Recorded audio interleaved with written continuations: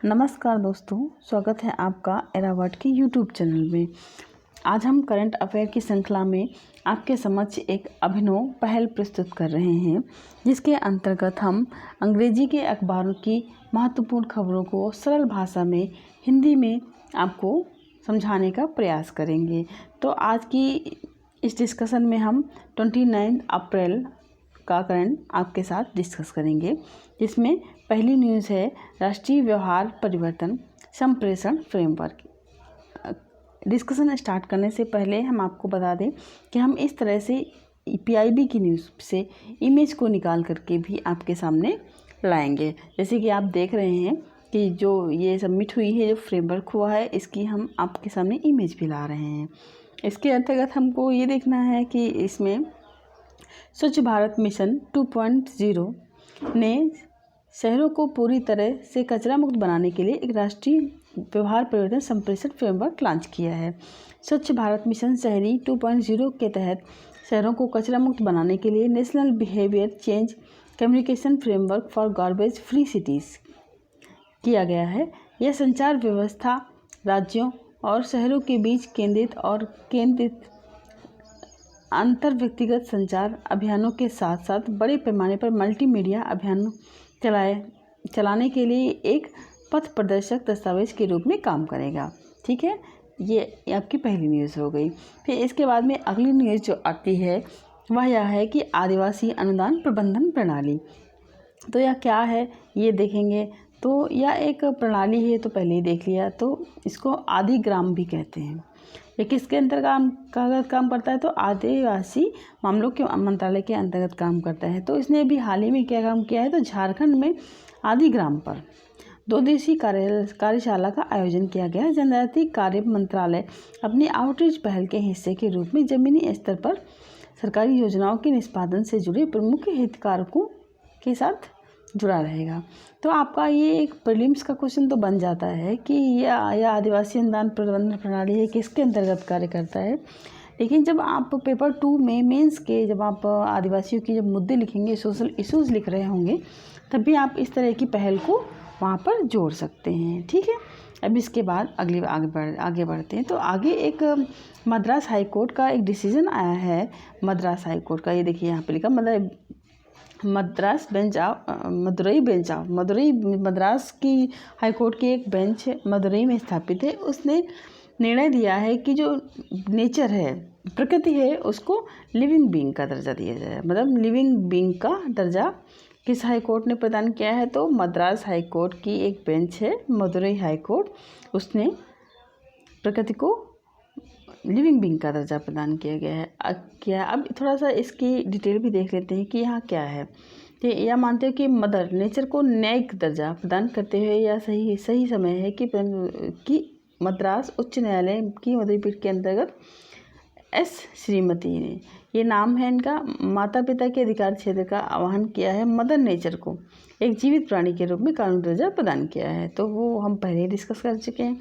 अब यहाँ पे अगर आगे देखेंगे तो यह कहता है कि राज्य और केंद्र सरकारों को मात्र प्रकृति की रक्षा करने और इस संबंध में हर संभव तरीके से उचित कदम उठाने के निर्देश दिए गए हैं। अदालत थेनी के ए पेरिया करुप्पन द्वारा दायर याचिकाओं पर सुनवाई कर रही थी। तो ये तो पूछ सकता है कि किसने याचिका दायर की थी, तो एक बार आप नाम देख सकते हैं। फिर एक है मालचा महल, ये हाल चर्चा में है। तो ये क्यों चर्चा में है? तो दिल्ली सरकार हाल ही में 14वीं शताब्दी की इस स्मारक का जीर्णोद्धार कराएगी। ठीक है, अब इसके बारे में मालचा महल का जो इतिहास है, इसके बारे में थोड़ा सा देख लेते हैं। तो मालचा महल 1325 ईस्वी में सुल्तान फिरोज शाह तुगलक के द्वारा बनवाया गया था। लंबे समय तक यह शिकार लाज के रूप में इस्तेमाल किया जाता रहा है।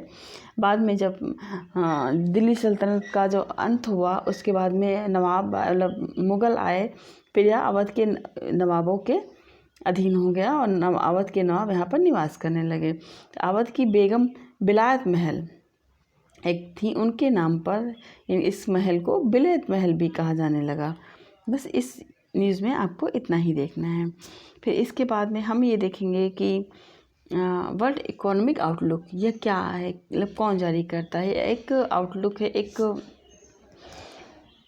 एक विश्लेषण होता है, एक एनालिसिस होता है चीज़ों का, तो इसको IMF जारी करता है। तो ये चर्चा में इसलिए है क्योंकि इसने अभी हाल ही में अपना एक नवीनतम संस्करण जारी किया है, जिसमें 2022-23 में भारत की GDP सकल घरेलू उत्पाद की वृद्धि के पूर्वानुमान को घटा करके 8.2% कर दिया गया है। अब पहले देखेंगे कि पहले यह पूर्वानुमान क्या था। तो पहले यह पूर्वानुमान 2021 में जो लगाया गया था वो 8.9% लगाया गया था, जिसको इन्होंने घटा करके 8.2% कर दिया है। इतना देखेंगे। फिर 2023-24 में भारत का जो वृद्धि दर बताया गया है, अनुमान लगाया गया है, वह 6.9% लगाया गया है। बस इतना है इस न्यूज़ में देखेंगे। फिर इसके बाद में जब आएंगे तो ये देखेंगे H3N1 बर्ड फ्लू का पहला मामला देखा गया है। तो इसमें पहली चीज़ पहला मामला देखा गया है। तो ये पहला मामला कहाँ देखा गया है? तो पहला मामला चीन में देखा गया है। एक 4 वर्षीय लड़के को ये संक्रमण देखा गया है, में मिला है। इस संक्रमण इससे पहले घोड़ों में, कुत्तों में, पक्षियों में इस तरह से पाया गया था, जबकि ह्यूमन्स में इस तरह का संक्रमण नहीं पाया गया था। इसके बाद पाम ऑयल, ये चर्चा में क्यों है? तो पाम ऑयल का दुनिया में सबसे बड़ा उत्पादक जो इंडोनेशिया है, इसने हाल ही में पाम ऑयल की सभी कमोडिटी, सभी निर्यात पर प्रतिबंध लगा दिया है। पाम ऑयल जो इंडोनेशिया में पाम ऑयल का जो उत्पादन होगा उसका निर्यात नहीं किया जा सकेगा। बस इतना इसमें देखेंगे। फिर इसके बाद में पोलैंड और बुल्गारिया है। ये क्यों चर्चा में है? तो ये चर्चा में इसलिए है कि जो है रूस ने धमकी दी है कि जो पोलैंड और बुल्गारिया ये दोनों नाटो के सदस्य हैं, ये इनको जो नेचुरल गैस की सप्लाई करता है वह नहीं करेगा,